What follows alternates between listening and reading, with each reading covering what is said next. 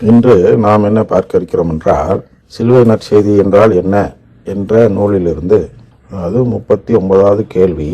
அதில் கேள்வி என்ன என்றால், இப்பொழுது ஆண்டவர் இயேசு எங்கே இருக்கிறார் என்பது கேள்வி.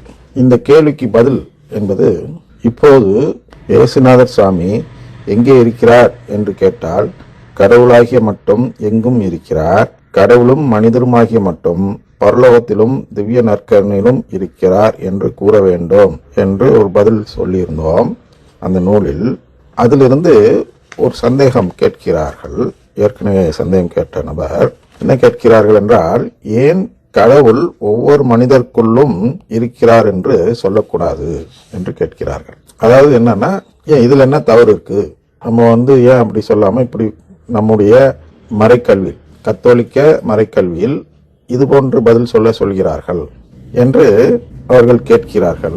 இதுலதான் நம்ம இந்த கேள்வியினால்தான் நாமெல்லாம் யாருன்னா, இந்தியாவில் வாழும் கத்தோலிக்கர்கள், உலக அளவில் கூட எடுத்துக்கொள்ளலாம், நாமெல்லாம் காணாமல் போய்விடுகிறோம். என்ன காணாமல் போய்விடுகிறோம் என்றால், இந்த கத்தோலிக்க நம்பிக்கையை விட்டு வெளியேறி கத்தோலிக்கராக இல்லாமல் போய்விடுகிறோம். ஏனென்றால் கடவுளை அடைதல் என்று நம் இந்திய நாட்டில் ஒரு நம்பிக்கை இருக்கிறது. இந்த நடிகர் ரஜினிகாந்த் அவர்கள் இருக்கிறார்கள் அல்லவா, சூப்பர் ஸ்டார் என்று அழைப்பார்கள்.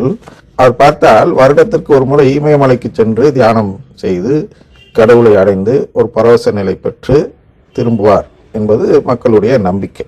அதுபோன்று அந்த பாபா அப்படின்னு படம்லாம் எடுத்தார்லே, அதுல அவர் ஏற்கனவே கடவுளோடு இணைந்த பாபா அப்படின்னு வச்சுக்குவோம். அவரோடு இணைந்து இருந்து கொண்டே இருக்கிறாராம் இமயமலையில், அவரை பார்க்க போகிறார் என்றும் சொல்கிறார்கள். கடவுளோடு இணைந்தே இருக்கக்கூடிய, கடவுளுடைய பிரசன்னத்தில் வாழ்ந்து கொண்டிருக்கக்கூடிய பாபா, அவர் வாழ்ந்து கொண்டிருக்கிறார் என்று அதை நாம் உண்மை என்று ஏற்றுக்கொள்வோம். அதுல ஒன்றும் நம்ம டிஸ்பியூட் பண்ணல. அவர் கடவுளோடு இருக்கிறார் என்று எடுத்துக்கொள்வோம். அது நம்முடைய இலக்கு அல்ல. கத்தோலிக்கர் உடைய இறுதி நிலைப்பாடு அது அல்ல. கடவுளோடு இணைவது என்பது இந்த நபர் கேட்டிருப்பதற்கு ஏற்ப நல்ல கேள்வி. ஒவ்வொரு மனிதனும் இவ்வுலகத்தில் பிறக்கும் பொழுதே இந்த நிலையில் தான் பிறக்கிறான். இவனும் புதுசா அடைய வேண்டிய நிலை அல்ல. கடவுள் ஒவ்வொரு மனிதருக்குள்ளும் இருக்கிறார். அதான் உண்மை. கடவுள் நமக்குள் இல்லை என்றால் நம்மால் பேச முடியாது, செயல்பட முடியாது, எதுவுமே செய்ய முடியாது, ஜடம் தான் அப்படின்னு வச்சுக்கலாம். ஆனால் கடவுள் தான் நம்மை இயக்குகிறார், கடவுளோடு தான் நாம் இருக்கிறோம். ஆனால் அது நம்முடைய இலக்கு அல்ல, அது மோட்சத்துக்கு இணையான நிலை அல்ல. அதான் நாம் புரிந்து கொள்ள வேண்டும். இப்ப பாபா இருக்கிறார் இமயமலையில் கடவுளோடு இணைந்து என்றால் அது மோட்சம் அல்ல. கத்தோலிக்க திருச்சபை சொல்லும் மோட்சம் அது அல்ல. வேண்டுமானால் மற்ற கிறிஸ்தவ சபைகள் சொல்லக்கூடிய மோட்ச நிலையில் பாபா இருக்கிறார் என்று சொல்லலாமே தவிர, நம் கத்தோலிக்க திருச்சபை சொல்வது வேறொரு இலக்கு. அந்த இலக்கை நோக்கி அழைத்து செல்கிறது நம்முடைய நம்பிக்கை. நம்முடைய இலக்கு கடவுளை அடைதல் அல்ல.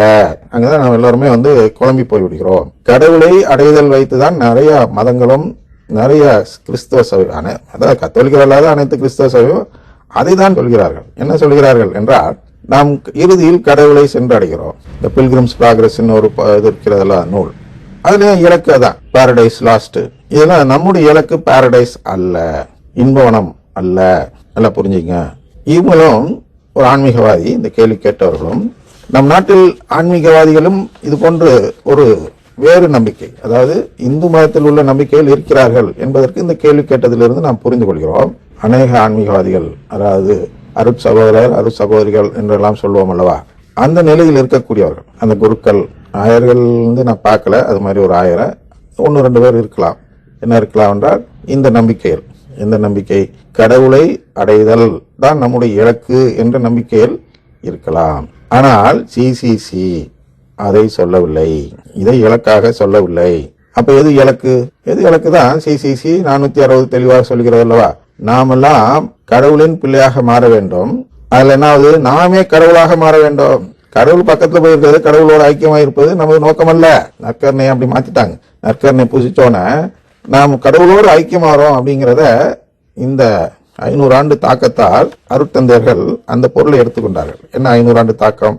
மார்ட்டின் லூத்தர் போதனையின் தாக்கம். மார்ட்டின் லூத்தர் போதனையில் தான் அது போன்ற ஒரு நிலைப்பாடு இருக்கிறது. நம் நிலைப்பாடு வேறு. நாம் உறவு கேட்கிறோம், அந்த உறவை அவர் தருகிறார், அவ்வளவுதான். உறவு தந்தவுடனே நாம் கடவுளாக மாறிவிடுகிறோம், கடவுள் நிலையை பெற்று விடுகிறோம். ஒவ்வொருவரும் ஒவ்வொரு கடவுள், அதாவது கடவுளுக்கு இணையான ஒரு நிலை.